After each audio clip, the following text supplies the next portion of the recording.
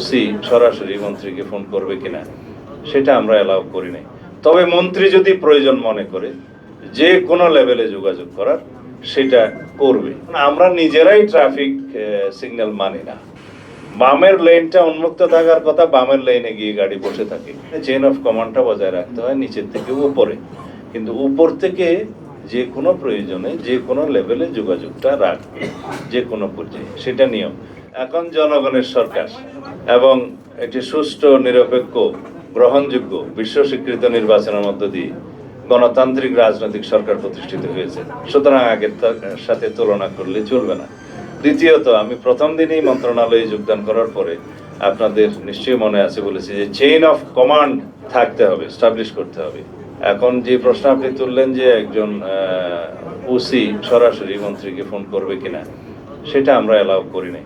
তবে মন্ত্রী যদি প্রয়োজন মনে করে যে কোনো লেভেলে যোগাযোগ করার সেটা করবে, কিন্তু চেইন অফ কমান্ড ব্রেক করে যেন নিম্নপদস্থ কর্মকর্তারা তার উপরস্থ কর্মকর্তাদের ডিঙ্গিয়ে সরাসরি তার উপরস্থ কর্মকর্তাকে যোগাযোগ না করে দিয়ে, এটা বলা হয় চেইন অফ কমান্ড যেন ব্রেক না করে, সেই সিস্টেমটা আমরা চালু করেছি। ইতিমধ্যে সেটা প্রতিষ্ঠিত হয়েছে। এই মেসেজ আমাদের ডিপার্টমেন্টের সবার কাছে গিয়েছে। তবে পুলিশ কমিশনার বা আইজিপি যদি মনে করে যে কোনো লেভেলে উনি যোগাযোগ করবেন, সেটা করতে হবে কাজের প্রয়োজনে। এখানে চেইন অফ কমান্ডটা বজায় রাখতে হয় নিচের থেকে উপরে, কিন্তু উপর থেকে যে কোনো প্রয়োজনে যে কোনো লেভেলে যোগাযোগটা রাখবে, যে কোনো পর্যায়ে, সেটা নিয়ম। ব্যাপারে আমরা একটা সেল গঠন করে দিয়েছি ডিএমপির ক্ষেত্রে। ডিএমপি কমিশনারকে আমরা অনুরোধ করেছি আমাদের যে ট্রাফিক ডিপার্টমেন্ট আছে তাদের সাথে বসে আমরা কিভাবে যানজট কমাতে পারি, তারা এক সপ্তাহের মধ্যে আমাদেরকে একটা রিপোর্ট দিবে। যেমন এখানে ব্যাটারি চালিত রিক্সার সংখ্যা সীমাহীন হয়ে গেছে।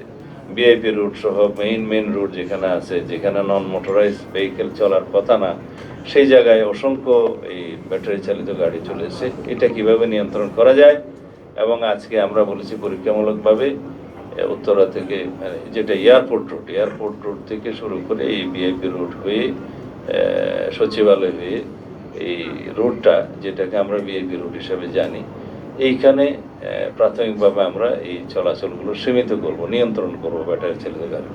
তারপর পরীক্ষামূলকভাবে আরেকটাতে যাবো গ্রাজুয়ালি। এইভাবে আমরা যানজট মুক্ত করার চেষ্টা করব।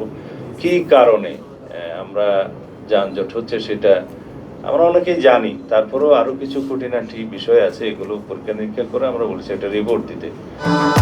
ভবিষ্যৎ হোক নিরাপদ, বিনিয়োগ হোক বিশ্বস্ত, আর আমার পছন্দ সল্ট বে।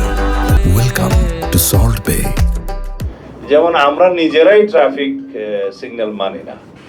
বামের লেনটা উন্মুক্ত থাকার কথা, বামের লেনে গিয়ে গাড়ি বসে থাকে।